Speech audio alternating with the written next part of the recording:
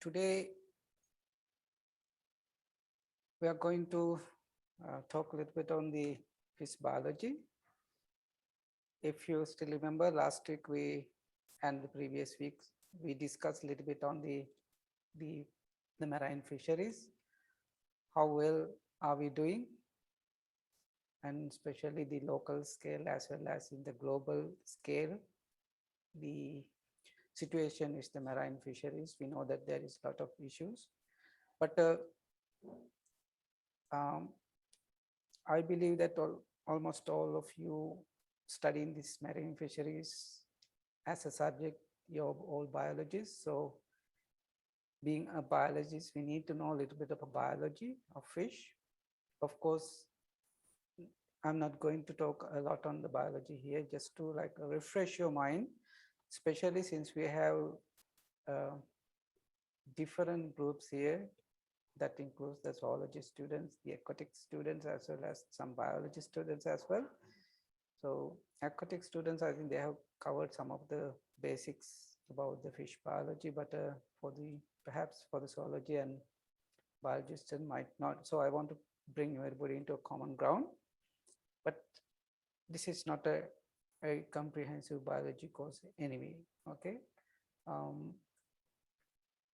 So to start today's lecture, so we will talk a little bit on the classification, but of course the whole idea here is like to talk all these subjects related to the marine fisheries management.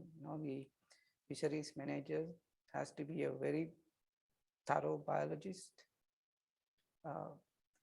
rather fisheries scientist actually, not the fisheries manager. Fisheries scientist has to be a very thorough in biology. So they need to have some sort of a very good understanding about the basic biology as well. So here I have put some of the seafood species. I think we have already discussed these things. So they can be either finfish as well as sailfish. But other than that, even the seaweed sometimes we call as like a seafood. Right? But here I got the finfish as well as shellfish. But majority of the seafood is actually the fish. It can be cartilaginous or bony fishes, but that also include the shellfishes. Right?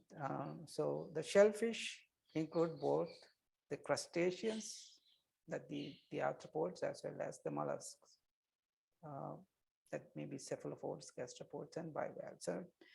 So these are basically what we are talking about, the seafood. Right? So refresh your mind about the classification of a fish. Right? I'm not going to detail. As I said, the anathans or the hagfish and lampreys, if you still remember, they are like a primitive sort of a group that we can call them fish. And then the chondrichthyes, that's cartilaginous fishes, and then we have the osteichthyes. Right?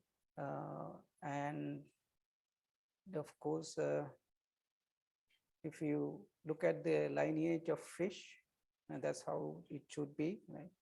It's just refresh again.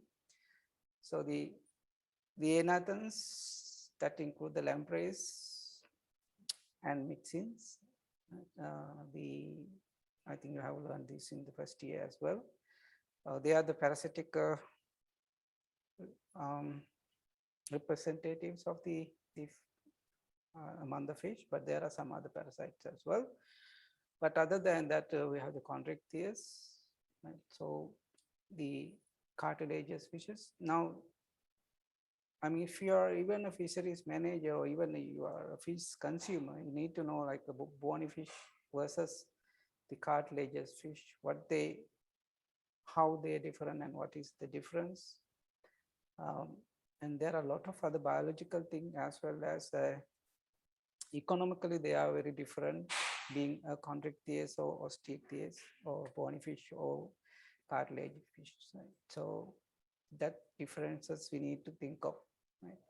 So we know that majority of the fish we are talking about, they are bony fishes, the representatives of the bony fish groups, right? And the other difference, if you still remember, is the ray fins fish versus the lobe fin. You know these differences. So the lobe fins species like these lungfishes and the coelacanths, they are the older representatives, whereas the ray fins are the newer ones, right? And the other thing is the external features of the fish.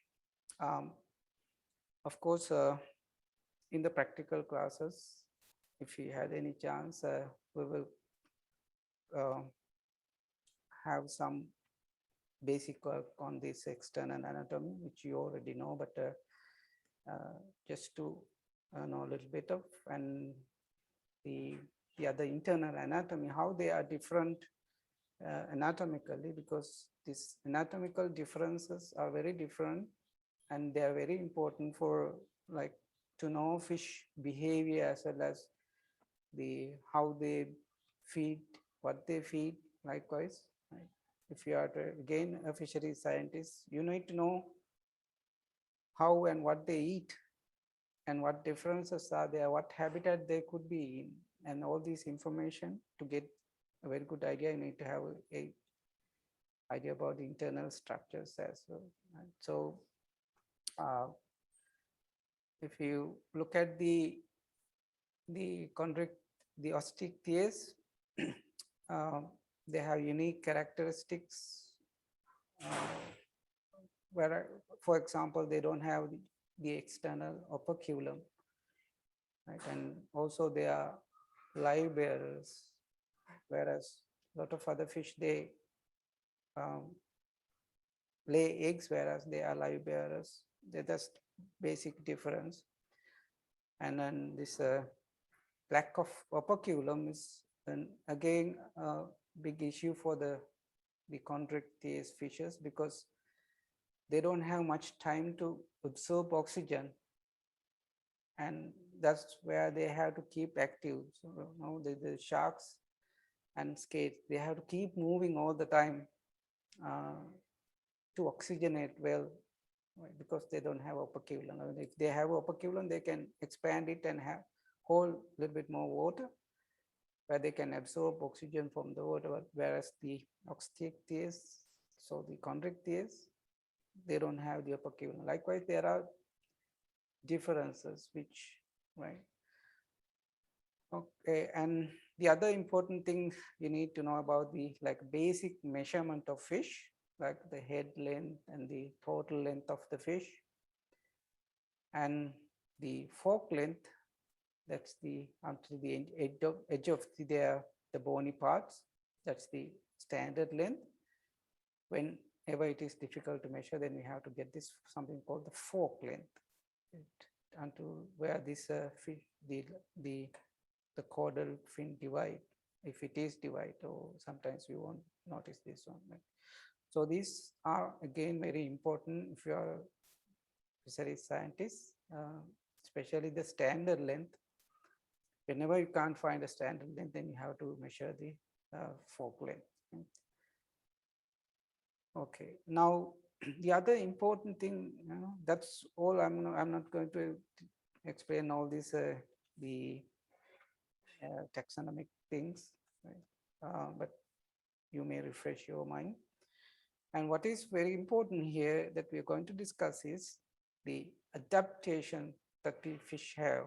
A lot of adaptations in many different forms, from air bladder to operculum and fins and gills, right? And there are the internal organs that may be their digestive canal, their mouth, and even the externally, the fins, how they are different, and their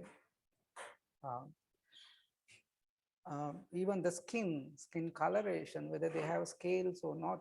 All these are adaptation to that their environment as well as a part of their habits and habitats as well, right? So we all have to have a better understanding on these things, right? So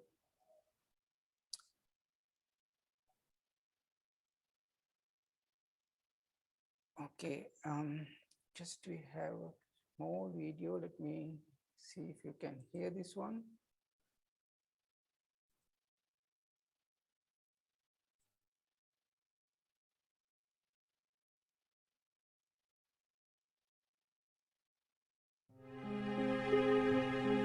The ocean is a vast and complex environment, home to over half of all species on Earth. Of all phyla found worldwide, half are exclusively marine.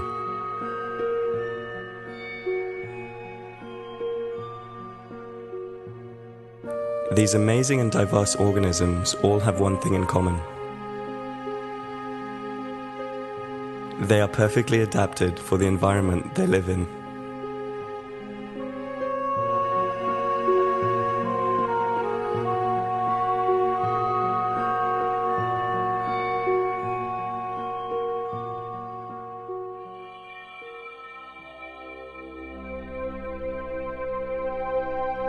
The pelagic environment is the largest of all those on Earth, covering over 1.4 billion cubic kilometers.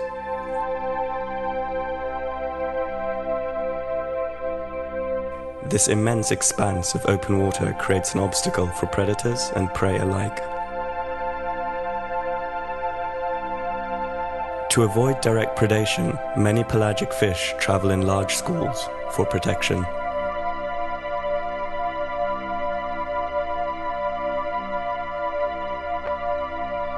In response, nomadic predators have developed smooth, streamlined profiles for efficient hunting.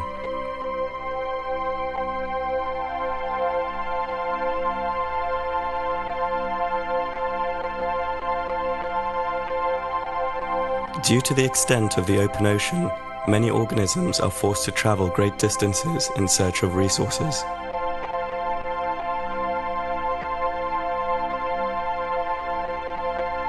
Those unable to make the journey alone have evolved specialized body parts in order to attach to larger swimming hosts.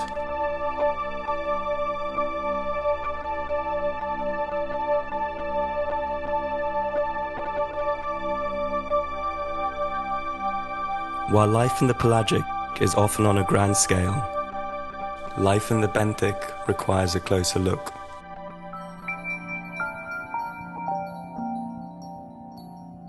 This endless and seemingly remote region of the ocean is home to organisms that move at a slower pace.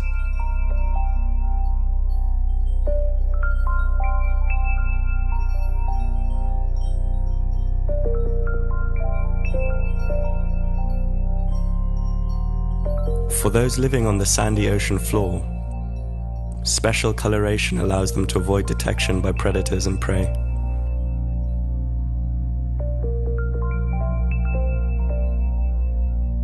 Specialized sensory organs are also useful in finding those hard-to-see prey hiding just beneath the sand.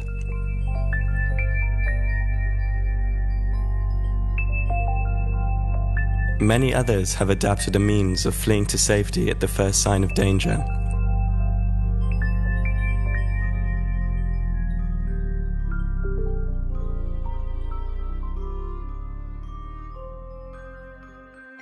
Regardless of habitat, all life in the ocean exhibits adaptation for survival.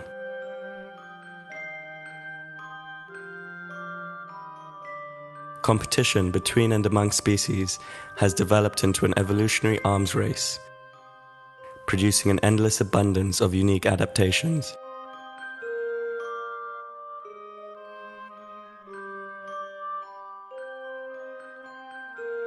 The more we learn about the underwater world, the easier it is to understand why such a variety of strange and amazing creatures call it home.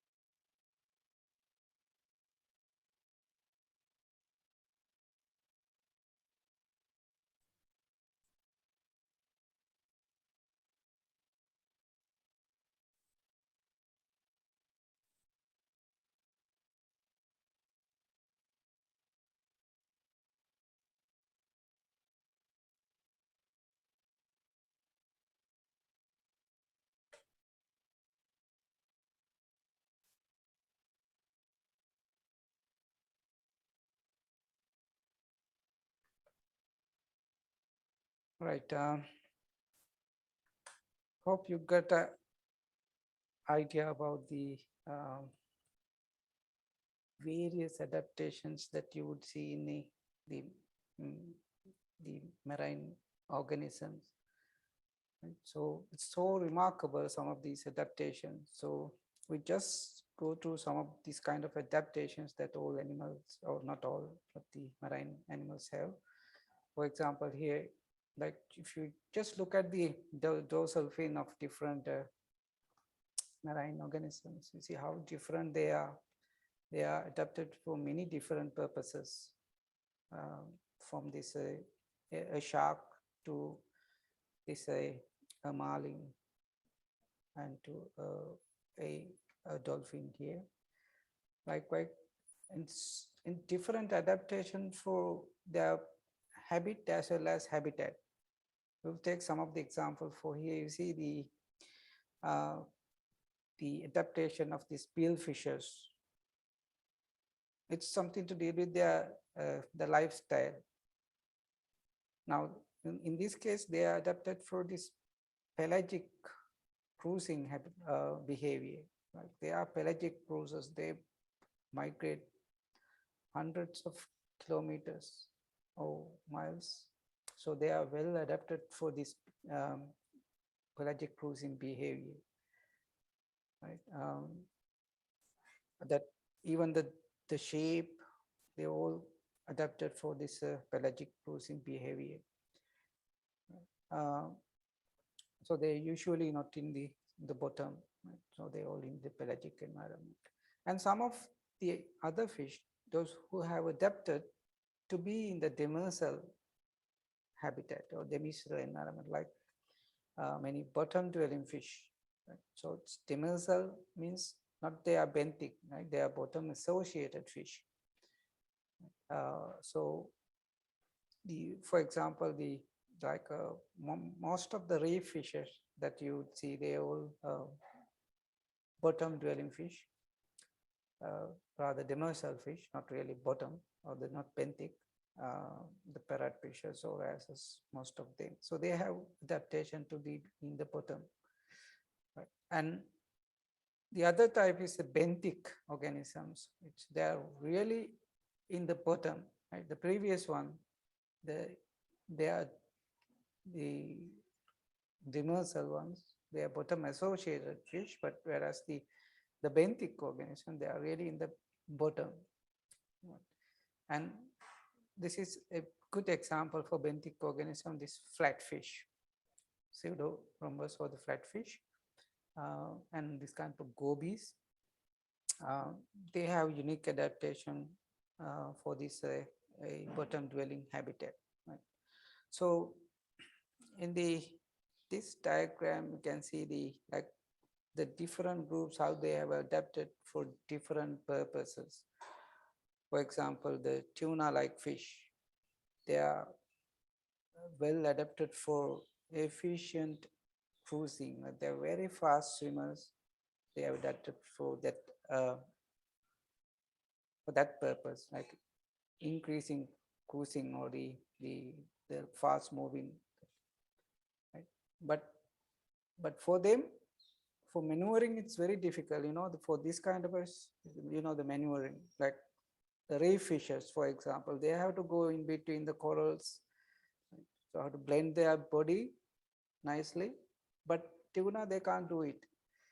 But butterfly fish, they can nicely bend their body. They can go even with the small crevices, right? They can go inside the crevices. So that maneuverability in that adaptation in butterfly fish. Whereas some fish like this, in this case, spikes, like they have very rapid acceleration,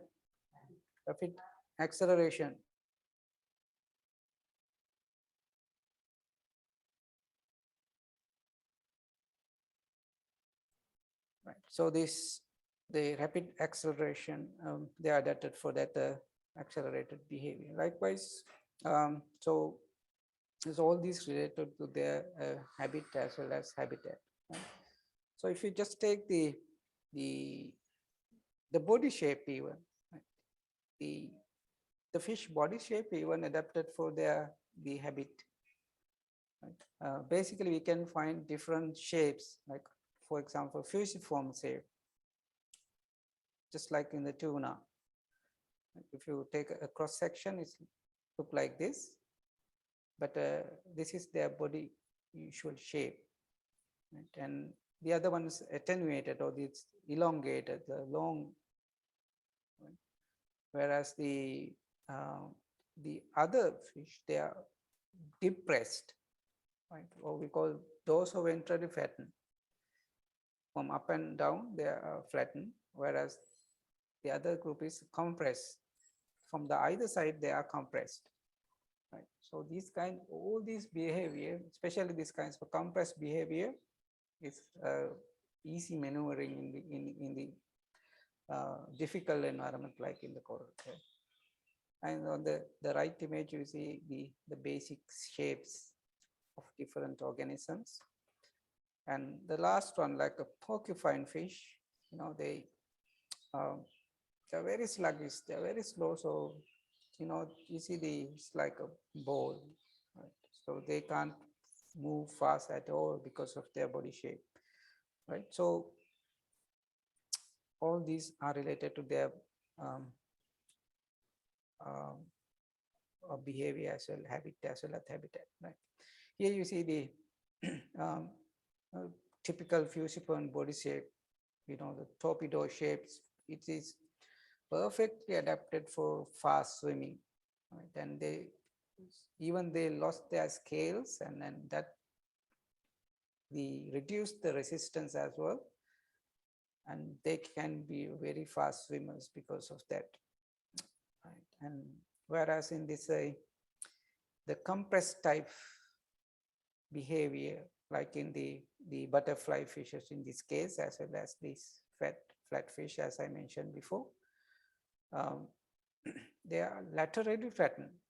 Now, most of people think that this flat fish, for example, they look like the flat from the top and bottom, or dorsoventrally flattened, but it is not actually.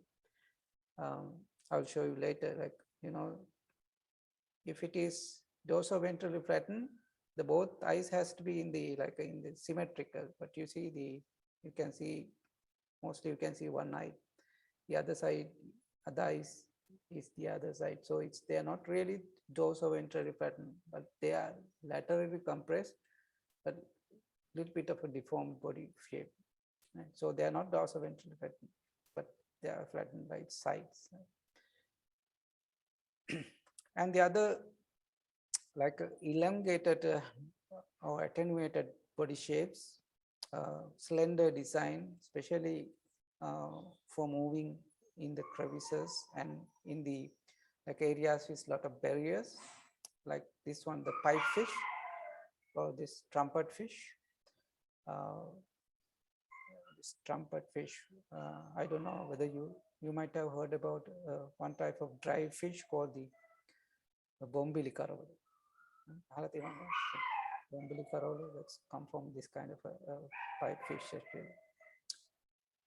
And this is a eel with the elongated body shape, and the other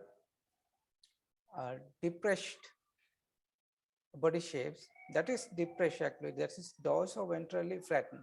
From the top and bottom, they have a flat sort of a body shape. This kind of a adaptation usually in the benthic organisms, like here it's a scorpion fish, and this is a frog fish. They have this kind of a dorsoventrally flat body shape. Right.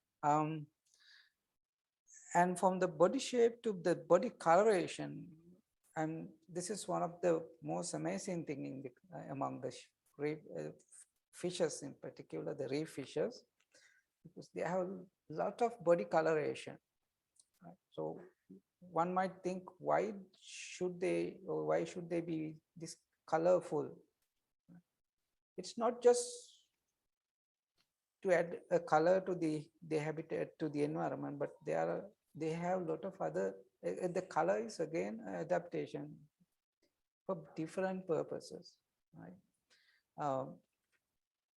The color can be either from like a pigment, like the color pigment, or sometimes they can be from reflective structures, right? In some fish, their color actually come from some reflective structures, especially the silver color and some of the blue colors come from this kind of reflective, whereas the other very attractive colors come from actually the chromatophores or the pigments that fish have, right?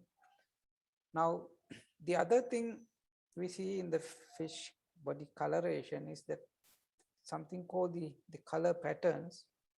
There are different color patterns for various purposes. For example, one of the best example for color pattern is the counter shading. Right? I hope you might have heard this term called the counter shading. So if you don't know, the counter shading means, usually in fish, if you look at a fish, you see from the dorsal side, or if you look at from the bottom of fish, usually a very light color, whereas the top is usually darker. You take most of the fish, they are light in their underneath their body, whereas darker in the top of their body. Right? So this is what we call the counter shading.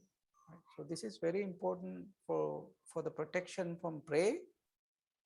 The predator as well as a prey, they also get some protection, because when it is light color, someone looking from the bottom, they won't notice it. At the same time, when the top is darker, someone looking from the top, that won't be noticeable as well, right? So this is some sort of a camouflage adaptation that a lot of fish have, that this kind of a counter shading sort of a color pattern, right? And other than that, real camouflage also is observed in a lot of fishes. For example, in this case, it's the scorpion fish here. You see, the skin coloration is matched with their environment where they live.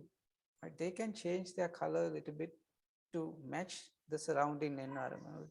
So these fish usually live in the rocky areas. So they can look very similar to the surrounding environment. Unless they move, no one will even notice that they are a fish. Right? Even this frog fish here in the middle, they also try to match the beautiful environment surrounding, and in that environment, this fish won't be noticed. It's also like a rock. Right? Another perfect adaptation here in the third image, that is a flatfish. You see, usually they live in the sand, right? They just hiding in the sand, and the body coloration is very mimic the surrounding sand coloration. You see, I have once noticed that I've seen this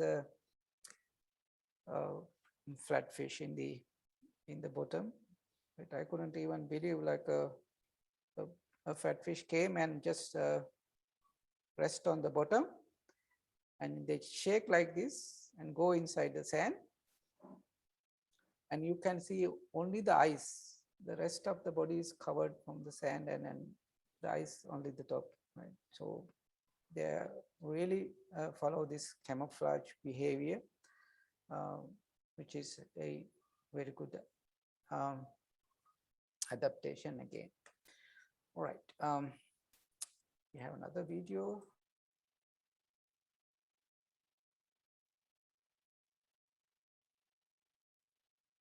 For these animals, using camouflage is the greatest advantage in surviving an unforgiving sea of predators. Here are 8 of the best camouflage sea creatures.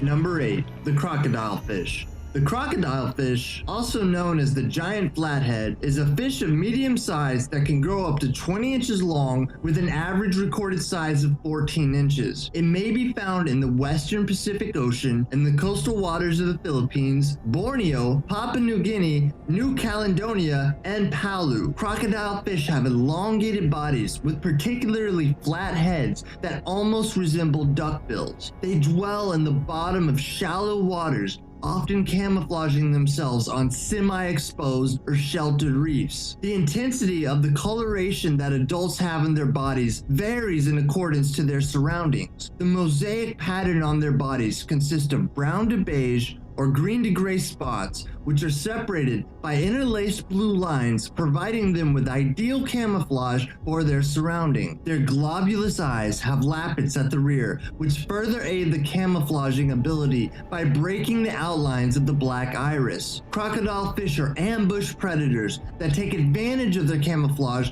to capture their prey, which mostly consist of crustaceans and smaller fish. Number 7. Penguins. Penguins use a camouflage technique known as countershading, which is one of the most common forms of marine camouflage. While they are in the water, their black and white patterns help them hide from both predator and prey. The darker top half of the animal blends with the dark waters below, and the lighter half blends in the waters above. The high contrast on the penguin's body makes it one of the best known examples of animals that use the countershading technique. Number 6. The Leafy Sea Dragon. The Leafy Sea Dragon may be found along the western and southern coast of Australia. Its body is covered in long, leaf-like protrusions, a feature that gives this marine fish the leafy part of its name. The dragon component of its name is derived from the resemblance it bears to the mythical creature. The Leafy Sea Dragon's appearance offers an excellent form of camouflage due to the lobes of the skin that grow on its body. These characteristics give it the appearance of seaweed. Through its movements, the Leafy Sea Dragon is capable of maintaining the camouflage while it is swimming as well. It moves through the water in a way that creates an illusion of a floating piece of seaweed. The Leafy Sea Dragon also has the ability of changing its color so that it can blend in. Diet, location, age, and stress level are all factors that typically influence this ability. The protrusions that give the Leafy Sea Dragon its remarkable camouflage do not play a role in the propulsion. Instead, this marine creature propels itself using the pectoral fin on the ridge of its neck and a dorsal fin on the back, which is located close to its tail. Number 5. Decorator Crabs. Decorator crabs are known for using materials from their environments in order to hide from predators. They can also ward off predators by attaching noxious organisms to their body. These organisms display various warning signs of their toxicity, such as bright colors, in order to discourage potential predatory attacks, a concept known as Aposematism. One researcher described a situation in which particular specimen, great spider crabs, were moved from an environment where they all had camouflaged themselves using a piece of seaweed. Once they were introduced into other environments, they adapted their choices of camouflage after only one night. One of the crabs had covered itself with a dense bush. One had used gravel and small shells to decorate itself, while another had broken off pieces of other marine animals and used that to camouflage itself. Some decorator crab species are particularly specialized in what they choose as camouflage. Some only use sponges, while others only use noxious algae. Other decorator crab species are known for tearing off pieces of seaweed with their claws, chewing them, and rubbing the result on their bodies. The curved hairs that some species have on their bodies all make it easier for them to attach other camouflage material. Number 4. Deep sea hatchetfish. Deep sea hatchetfish, also known as marine hatchetfish, are found in the temperate, subtropical, and tropical waters of the Indian, Pacific, and Atlantic Oceans. They range in size, with smaller species averaging 1.1 inches long, to the giant hatchetfish, which averages 4.5 inches long, much like its name would indicate. This creature is found in deeper parts of the ocean at depths ranging from 160 to 4,900 feet below. Its name is derived from the fact that it is extremely compressed laterally, only millimeters thick, with its physical appearance bearing a resemblance to a hatchet with the thorax as a blade. Deep-sea hatchetfish have bioluminescent photophores, which are light-producing organs. Their camouflage technique involves the use of counter-illumination to escape predators that lurk in the deeper parts of the sea. This involves matching the intensity of the light they produce to that of the light penetrating the water from above the surface level. By doing so, the deep-sea hatchetfish does not appear darker to the predators that see it from below, as they reduce the contrast of their silhouettes against the background of their environment. The fact that the deep-sea hatchetfish's body is extremely flattened from side to side and very silvery constitutes as a form of anti-predatory protection known as reflective camouflage. It almost resembles aluminum foil, with the mirror-like microscopic structures on its body that enable it to reach almost 100% reflection. Number 3. The Big Blue Octopus. The Big Blue Octopus is found both in the Indian and Pacific Oceans, in the reefs and shallow water of regions that range from the eastern coast of Africa to Hawaii. It is a predator with a diet consisting mainly of mollusks, shrimp, fish, and crabs. Unlike most octopus species, which are nocturnal, the Big Blue Octopus is diurnal and mostly hunts at dusk or dawn. Because it lives in shallow waters or on coral reefs and hunts by day, the Big Blue Octopus has a remarkable camouflage ability that enables it to not only frequently change its color, but also the texture and patterns of its skin. A researcher noted, having observed the Big Blue Octopus, that over the course of 7 hours, it had changed its appearance over 1,000 times. While moving across the seabed, the octopus changes its appearance and coloring to match the substrate below. The octopus controls the chromatophores, which are pigment-containing cells in its body, using its brain. The colors and texture change almost instantaneously. The Big Blue Octopus will sometimes produce something called passing cloud displays whenever it's near its prey. This creates the illusion of a dark shadow that passes above its prey, which may cause it to move incautiously. Number 2. The Mimic Octopus. The Mimic Octopus can use its highly flexible body to impersonate other sea creatures. It can also change its texture and color to blend into the environment. It uses pigment sacs known as chromatophores to blend in with nearby coral or algae-encrusted rocks. The Mimic Octopus is the only known marine animal that is able to take shape of such a wide variety of objects and animals. It uses this shape-shifting ability to capture prey as well as evade or intimidate predators. It may choose to mimic a crab as an apparent mate, only to then devour potential suitors. Unlike most octopus, which tend to use coral reefs as shelter, the Mimic Octopus also prefers river mouths and estuaries. When in open waters, it is at a lower risk of predation due to its ability of imitating poisonous fish. While many animals use mimicry as a survival strategy, the Mimic Octopus is a master at the technique. The exact number of species it can mimic is not known, but most of them are poisonous. Lionfish, sea snakes, flatfish, and jellyfish are among the most common animals that the octopus imitates. Depending on the creatures it encounters, the Mimic Octopus will also decide which mimicry behavior is best suited for each situation. In one case, researchers observed the behavior of a Mimic Octopus in an area that was abundant in flowerfish. They mimicked the swimming actions, speed, duration, shape, and even the coloration of the flounders. Number 1. Cuttlefish. Cuttlefish are often referred to as chameleons of the sea for their ability of blending into their surroundings by quickly changing their color. This creature's skin has 3 optical components, which are arranged vertically that enable it to reflect or absorb light. In response to visual information, cuttlefish use the neutrally controlled chromatophore to change their pattern or the color of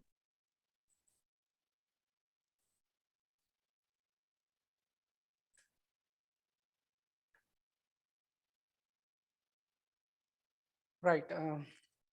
I think you got a very good idea about the adaptation, that a lot of adaptation that fish and marine organisms have, right, to their environment, as well as to protect from predators, as well as not to be prey. Right, so it's so amazing the adaptation, right? At the same time, the same way, there are a lot of other camouflage behavior by different fish. The hatchet fish, as you have seen from that video, and similarly, this one is called cookie cutter shark. I don't know whether you have heard about this cookie cutter shark. It's another amazing animal, as well as one of the unique member of the shark family. They also have some sort of a bioluminescence. You see, because of the bioluminescence, actually they look like just a very small fish, something very small, but this is actual their size. And the other thing is the jaws, their mouth is well adapted for like get a chunk of muscles from any sort of a marine organism, from us, like a tuna up to even a whale, right? They can attack any kind of an animal, not only animals, even sometimes submarine or even boats get attacked by this extremely powerful shark with this very powerful jaws. Right?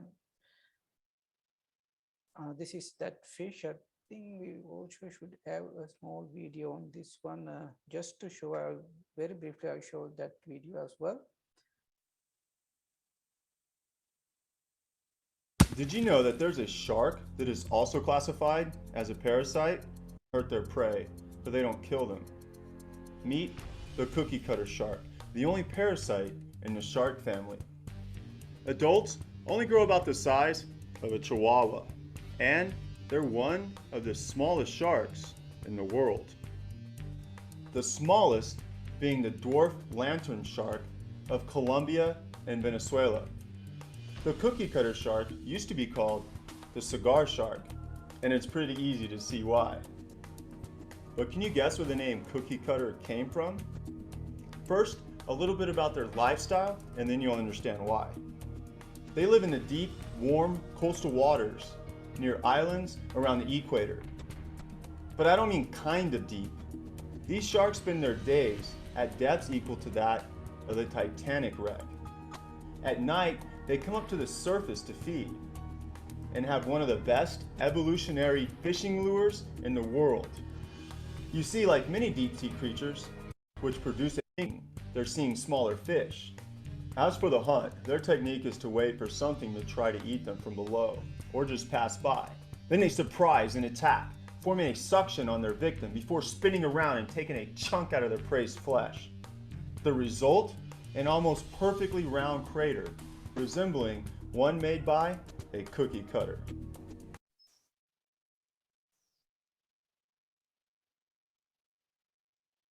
Right, I think you got an idea about this cookie cutter shark.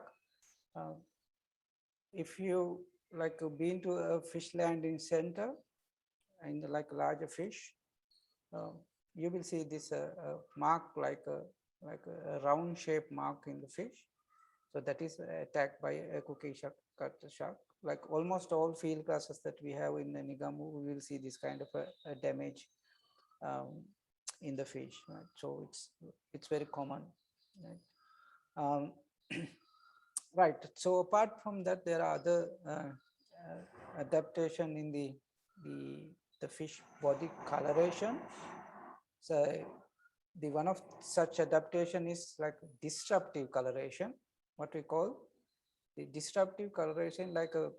They have different patterns in their skin, and that usually to disturb the predators. Right? So this is very common in the fish living in the groups, like in the reef fishes. They have this kind of a disruptive colorations. In this case, you can see that they have some vertical bars, or otherwise different shape like here, and even something like this we call the false eye spot. So all these are actually the adaptations or to disrupt the predator. When they are in a group, it's very hard to target one fish because it's just look like a long bars, right? All different shapes. So predators find it very difficult to chase one, right? And like the previous one, this one here, you see the false eye spot. Likewise, there can be the other some butterfly fish like this. You see, they are also having the false eye spot. The false eye spot means, you see, their eye is actually covered in this dark background, but the eyes, usually, the predator attacks their prey to their target in their eyes. But in this case, they are misleading their predators. Like you see, again, that's another adaptation. And other than that, they have some sort of advertising colorations, like the fish color advertise some sort of a message to the other animals. Like, for example, in the cleaner wrasse, they advertise that they are sort of a cleaning station, that anyone can get a cleanup for free, right? So that coloration is basically to attract other fish. Right? So they clean the other fish, but that for their feed as well. But lionfish, on the other hand, is a danger coloration because they are very poisonous. It's a warning for if someone's trying to make them a prey, and that color give a warning. Whereas the others color, maybe male, female, also show different coloration, advertising coloration again. And the other thing is the mimicry, same as before. Like in this case, it's not like a camouflage, but this is a mimicry that they are mimic another animal, and they behave like they look like others, but they are not. Like in this case, it's the cleaner as the one we saw before, but this one, another, is called the false cleaner as, or the blenny. So look like a cleaner as, but they are a predatory fish. Right? So just like they are resembling a cleaner as, someone would go close to this one and they can attack that one, right? And similarly, this one is the short-nosed wrasse, and they mimic this the potter's angel, or they have very poisonous. They have some defensive spine, and this one just look like that one, and they get some protection from others. Right? Likewise, there are so many other adaptations. I don't want to go into very detail. Like in this case, is the sea dragon, or the sea horses. That group, this is a sea dragon rather, and the other colorations, like one we would see in the squirrel fish, like fish, they are nighttime active fish. They have some sort of red color, because this red color, is very difficult to see at night. So they have naturally this uniform red coloration because of their nighttime active fish, right? And the color differences are actually like in this case, in the parrotfish, they have different colors in the nocturnal color. This one is the daytime color. So nocturnally, again, that one becomes a little bit closer to red color, that just like the previous one, because the red color is very difficult to recognize at night. It's just the protection from the predators. And whereas the male versus female difference here, and the other one is unique differences in the juveniles versus adult. You see the juvenile fish and the adult is very different from one another. I have seen actually this one in many times, actually several times. So even I couldn't actually identify this one, who it is, because I've gone through so many books, because I got the photographs of this one, but and none of the guides show this fish, and I could identify, and later on like a juvenile fish guide, I could understand what has happened. It's like it's so different. All right, so from that, the other adaptation that fish has is for the the adaptation for the locomotion. That the body shape, the body parts, like especially the fins, the dorsal fin, the anal fin, the pectoral fin, the pelvic fin, or whatever. They have different adaptation, or in different fish they have different adaptation for the locomotion as well. Right? Once again, we have a small video. Let me play.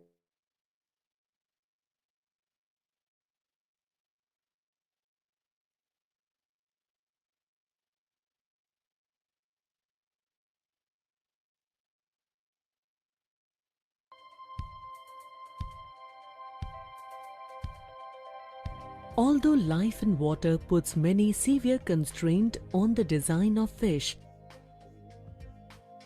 it has similar body shape like that of a boat.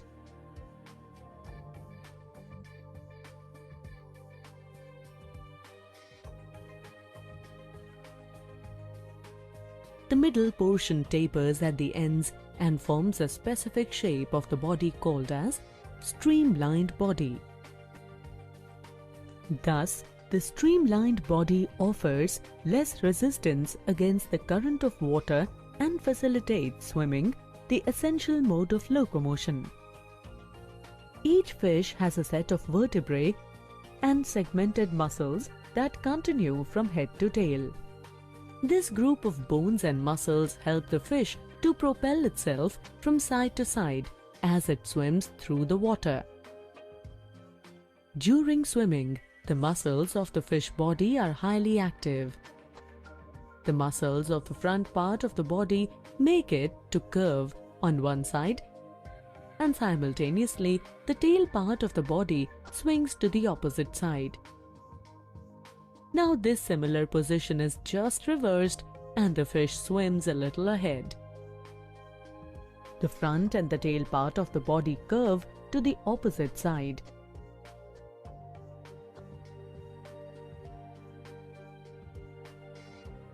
While changing or reversing the position, the body faces a jerk, and this pushes the body forward. A series of jerks make the fish to swim ahead. This forms curves in the fish body. But without fins and tail, this movement is not possible. A fin is a membrane supported by rays or spines that function in swimming or orientation in the water. The movement in fish is supported by fins and tails on the fish body. These fins play three important roles for a fish. They help in swimming, giving directions as well as keeping the balance of the body. The fusiform type of streamlined body of the fish, along with the fins and tail, facilitate the complex way of locomotion. Hence, inspired by this mechanism, underwater divers wear fin-like flippers on their feet to help them move easily in water.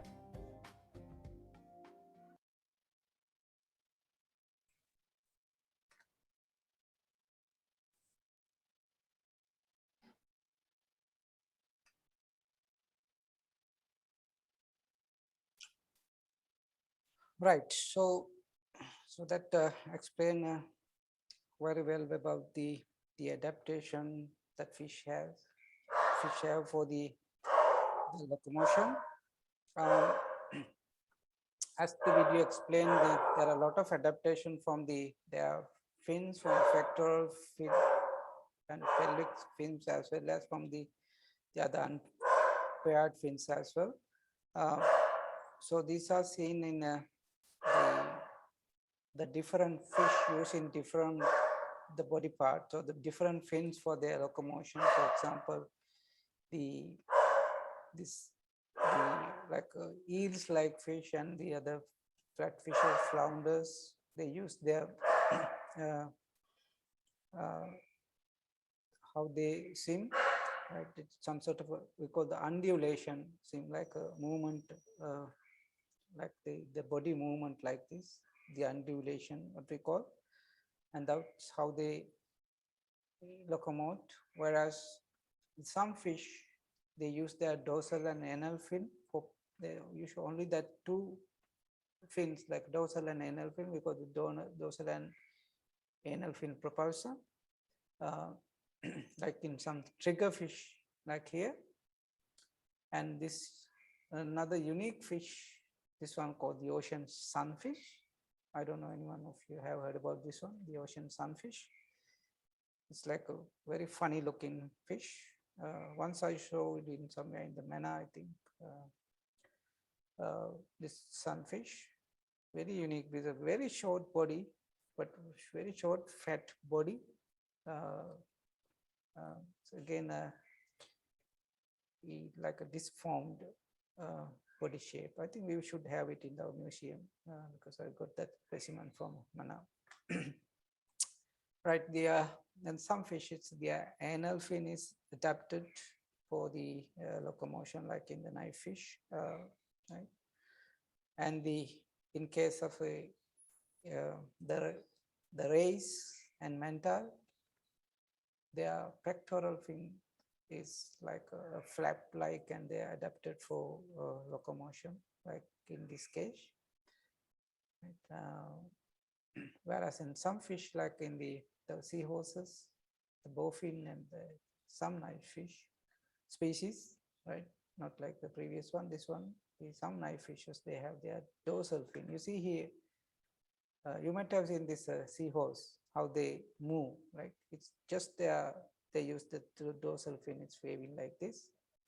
But it's very slow, but because they don't have other fins, the dorsal fins or the prominent the fin, so they use that one for their swimming, right? And in this case, you see the frogfish. I don't know, have you seen this frogfish, how they move? Here.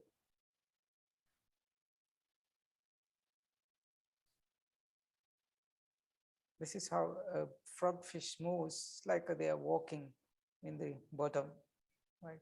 They are just like they're having 4 limbs for walking. So that's the unique adaptation again, very unusual. And at the same time, you can see there is something on above their mouth, right? It's like a lure, right? Like a bait. It's again an adaptation. I'll show you later on this kind of thing. And the mudskippers in this case, they also adaptation in their the pelvic fins, like for locomotion, right? And other than that, as I mentioned before, their body shapes, it's not only for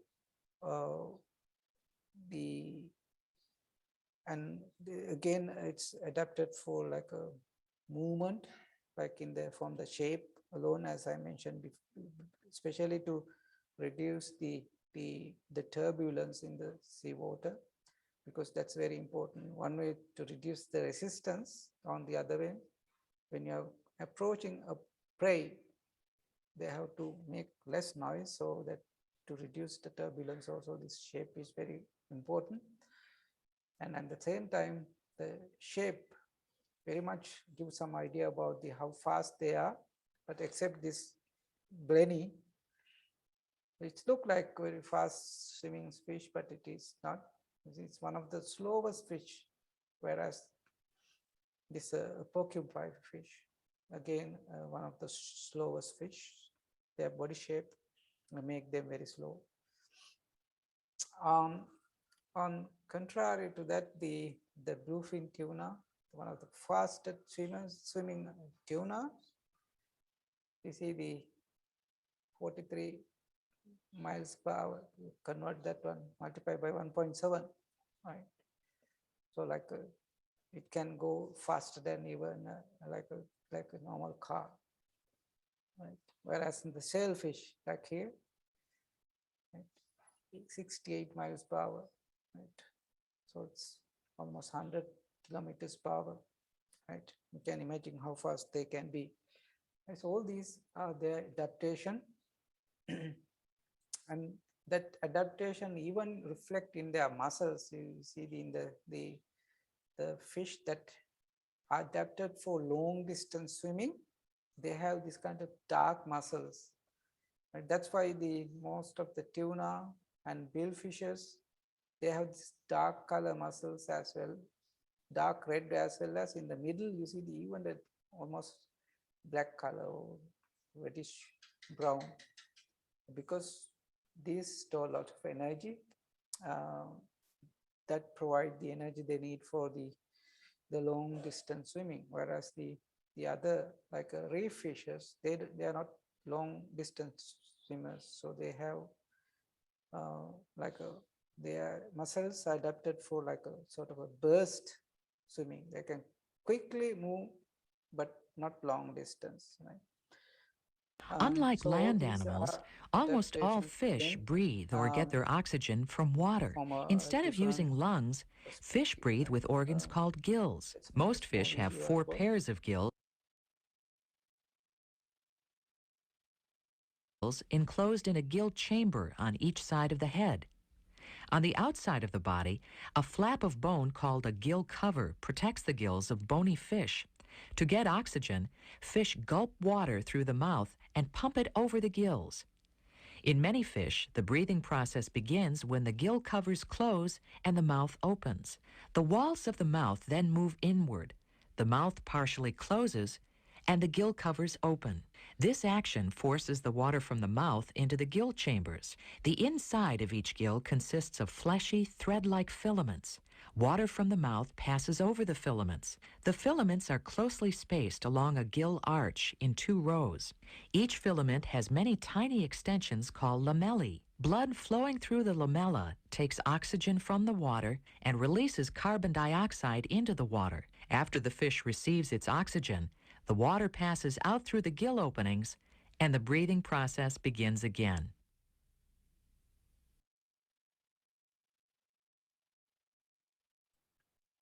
So that's the adaptation to the respiration. So as I mentioned before, some fish have this the operculum, like in the bony fishes, whereas the sharks, where they don't have any operculum.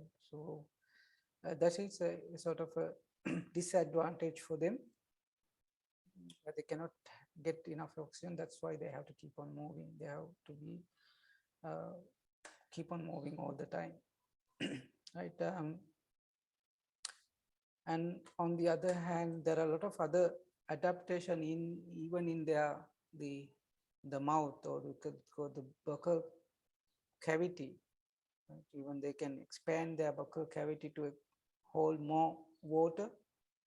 Right? So that's why called buccal pump ventilation, right? To increase the oxygen absorption from the available water. They can expand their the mouth cavity or the buccal cavity, right? And similarly, the fish have another adaptation, especially for the buoyancy. It's very important that fish keep a good buoyancy, because otherwise they have to spend a lot of energy for swimming, as well as for if they want to change their position from surface to a little bit lower, or from the lower to, if they want to come bit up, They have to spend a lot of energy if they don't have something to balance the buoyancy, right? So either they have to be neutrally buoyant, where they can stay anywhere, or they can be positively buoyant, where they will be in the surface, or they will be negatively buoyant, where they will be go to the bottom, right? So to have this one, the fish have different adaptation, like from their many fish have their organ called the swim bladder, where they can add gas into this swim bladder. It can be normal air sometimes, or otherwise they can produce oxygen inside within that swim bladder, and that like behave like a balloon or something like a BCD, or the buoyancy compensator device that divers use. It's called BCD. So internal their body, they have a BCD, how they adjust their buoyancy, right?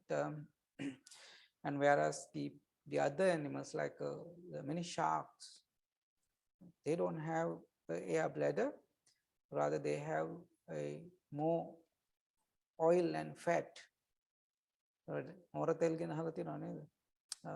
Because they deposit more oil and fat, and that make them float, right? And they might have other chambers, they have skeleton, let's say skeleton, right? They all again adaptation for their buoyancy as well as mobility as well, right? As I mentioned before, some swim bladders get air from the outside, they fill in with the air. When they want to come to the surface, they just fill their air sac with the gas, and when they want to go down, they remove it from they can press out, they're outside the swim bladder, right? So just like a BCD, that same thing that divers do while they are in the water. Either they are filling water with gas into the BCD or removing it from the BCD, so they can adjust their position, as well as they can be neutrally buoyant, right? In that sense, you can float anywhere in the water without any swimming. You can stay anywhere in the water by being neutral buoyant.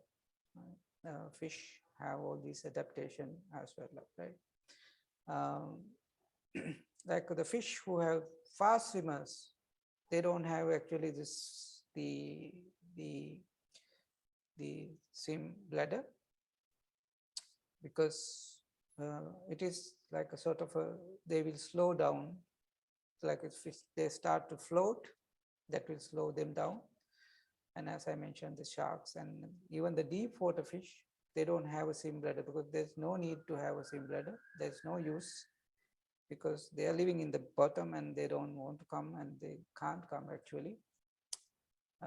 So, and actually the swim bladder, one way is good, on the other way, if it's a bottom living fish, they come to the surface at once, the swim bladder can burst even, because of the pressure changes from the bottom. Right? You might have seen some fish when they come to the surface, they're like body parts come out of their mouth even, especially the swim bladder. You might have seen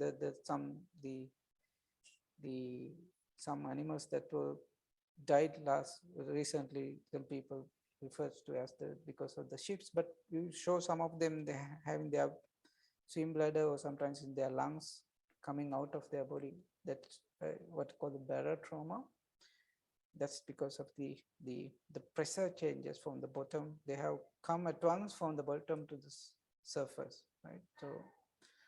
So that also apply to even the divers. That's why they can't come very rapidly to the surface, and even in that case, their lungs or this blood vessels can collapse sometimes, right?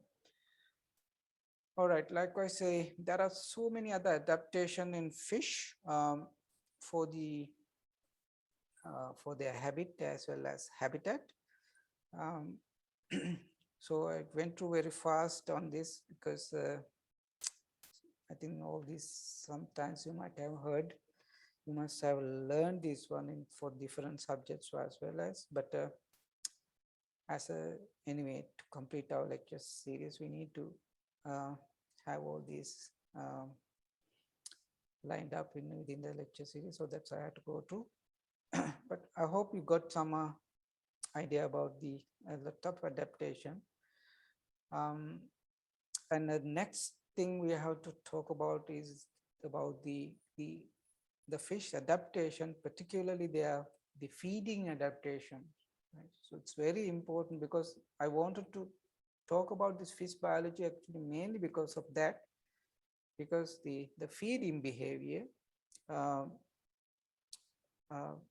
because that's at the end is that behavior is very important for like a fisheries, because what kind of a bait to be used, right, and what kind of a fishing gear to be used, right, and what time they have to be fished, they all very much depend on the fish biology, particularly their feeding behavior. It's very important, right? So in the next lecture we will discuss about the feeding behavior. All right, we don't have much time to start today, so we'll do it in the next time. If you have any questions, now it's time.